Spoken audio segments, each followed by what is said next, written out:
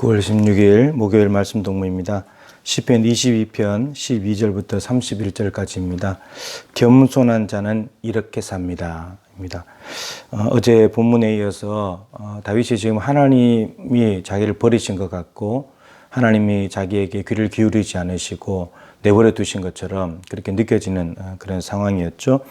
근데 구체적으로 오늘 엄청난 환난을 당하고 있는데 하나님께서 가만히 계시니까 참 힘들다라고 합니다. 그 환난이 무엇이냐면 적들이 쳐들어옵니다. 그래서 적들을 이제 많은 황소, 바산의 힘센 소, 개들, 악한 무리 막 이렇게 표현을 했어요. 이렇게 적들이 많이 쳐들어온다는 거죠.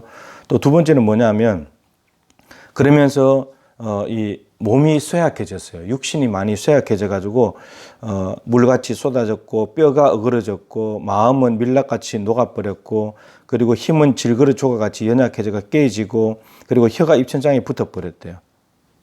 그리고 가장 심각한 것이 뭐냐면 하나님께서도 자기를 내팽개치셨다. 이렇게 이제 느껴지는 거예요. 지금 이제 이렇게 말하면 정말 한마디로 말하면 거의 송장이에요, 송장. 거의 이제 한 발자국만 가면 죽는 그런 상황 가운데 있다 보니까 이게 뭐 절망 속에 하나님께서 이런데도 불구하고 가만히 계시니까 거의 뭐 절망 속에 있는 거죠. 이런 상황 속에 있는데 그런데 갑자기 21절부터 내용이 바뀌기 시작합니다.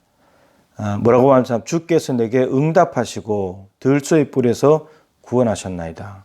갑자기 하나님의 구원을 경험하게 됩니다. 그러니까 그동안 계속 죽음의 자리에서 계속 있었는데 하나님께서 왜 이렇게 하시나 그러면서 계속 있었는데 갑자기 하나님께서 응답을 하셨다는 겁니다.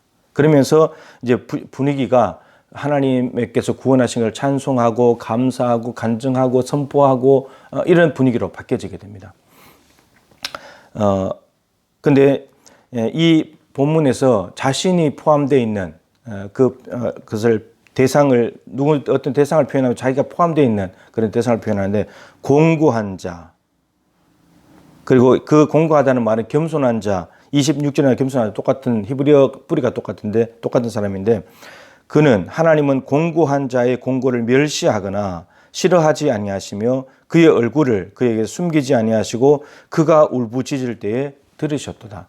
하나님이 자기를 완전 죽음의 문턱까지 가게 하고 육신적으로는 온 쇠약하고 적들이 울거리고 있는 틈바구니에서 하나님이 자기 소리를 안 들으신 것 같았는데 그런데 하나님께서 그 겸손하게 하나님을 간절히 찾는 자를 외면하지 아니하시고 하나님께서 응답해 주셨다. 버린 것이 아니고 하나님께서 응답해 주시더라. 그런데 지금 보면 응답이 순식간에 와버렸어요.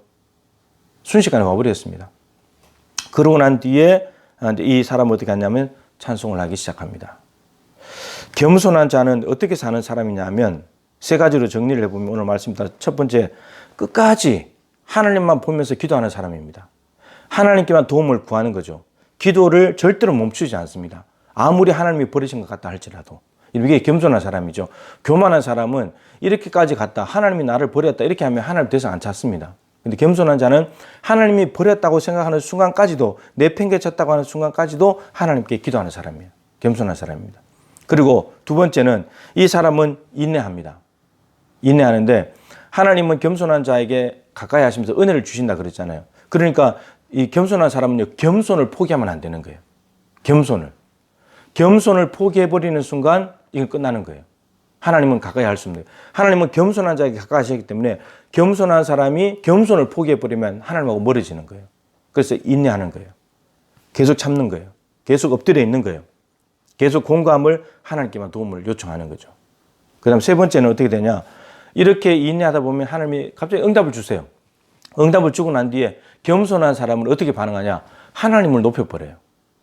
왜냐하면 자기가 한 게 아니잖아요. 자기가 이 모든 고난에서 벗어나는 게 아니기 때문에 하나님께서 응답해 주셔가지고 일어난 일이기 때문에 하나님께서 하나님을 찬송합니다. 하나님을 찬송합니다. 그러면서 많은 사람들에게 간증합니다. 어떻게 간증하냐면은 이렇게 이야기하죠. 그 대상이 누구냐면 형제들, 회중 가운데 그러니까 신앙 공동체에게 하나님을 찬송합니다. 하나님이 이렇게 나를 구해주셨다고 찬송합니다. 그리고 27절에는 땅의 모든 것, 모든 나라의 모든 족속, 그리고 모든 나라들까지 이 감사하는 데 끌어들입니다. 그러니까 다윗이 임금이었다면 임금이 어려움 중에서 살아났다면 다윗의 명성이 있으니까 많은 나라들도 너희들 하나님 믿어야 된다고 끌어들이는 겁니다. 그 다음에 29절에는 진토 속으로 내려가는 자, 곧 자기 영혼을 살리지 못할 자, 죽음으로 가는 자들도 그들도 하나님께 감사하고 찬송하는 거 초청을 해버립니다. 야, 나 거기까지 갔는데 살았어. 근데 그런 하나님이야. 이렇게 초대를 하는 거죠. 그리고 마지막으로는 30절, 31절 후손들, 태어날 백성들, 후손들에게까지 하나님께서 행하신 일을 전해야 된다. 이겁니다. 여러분, 이게 겸손한 자의 살아가는 삶입니다.